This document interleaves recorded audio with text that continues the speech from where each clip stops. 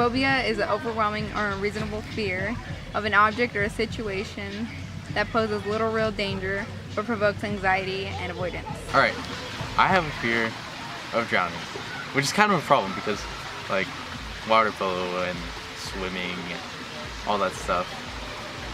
But the other problem with it is that it's not intensive, it's not really disrupting, and it's certainly not irrational.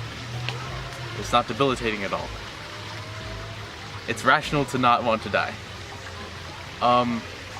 So it would be categorized differently than aquaphobia, because that one raises anxiety, is debilitating, and whenever you see water, your heart just starts pounding, and your sympathetic region of your nervous system begins to flare.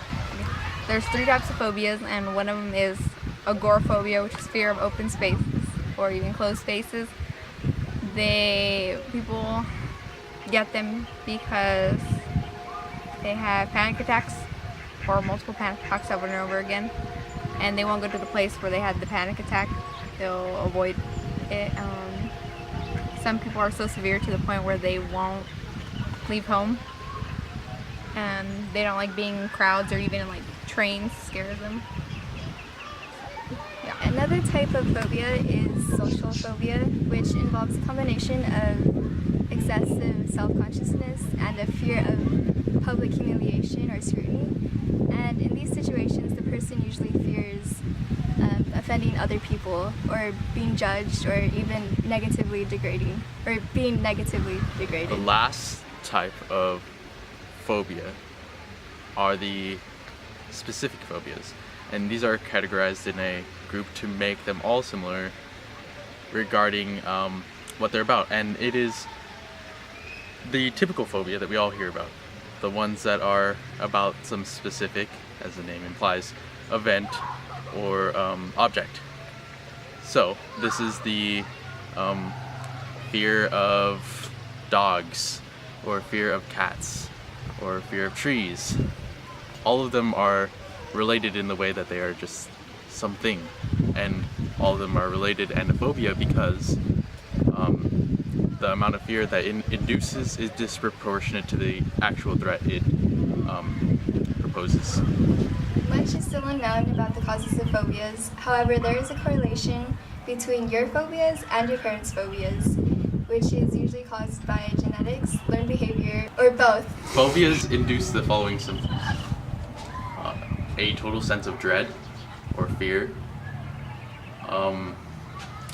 awareness sometimes of the irrationality towards of fear, level of fear towards this object. In children, you'll see clinging, tantrum throwing. Back to adults, there is panic, and in some cases, people will begin to feel anxious even at the thought of that source of fear. As for the physiological symptoms of phobias, we go to the sympathetic portion of the nervous system, which induces raised anxiety levels, sweating, rapid heartbeat, and shortness of breath. Although there's medication for anxiety, it doesn't always help. Some people use relaxation methods for helping them cope with their phobias. People also expose themselves gradually to their fear, which does help.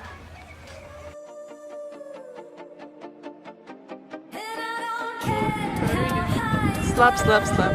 Slap, slap, slap. Slap, slap, slap. Slap, slap, slap. Slap, slap, slap.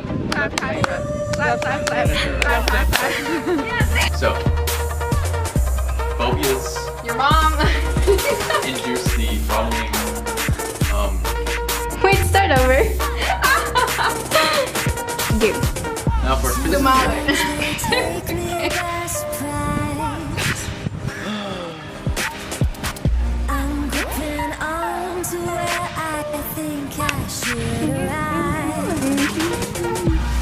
Oh my god!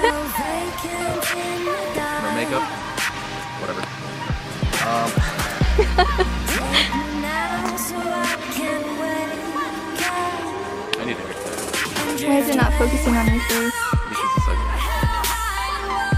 There's also exposure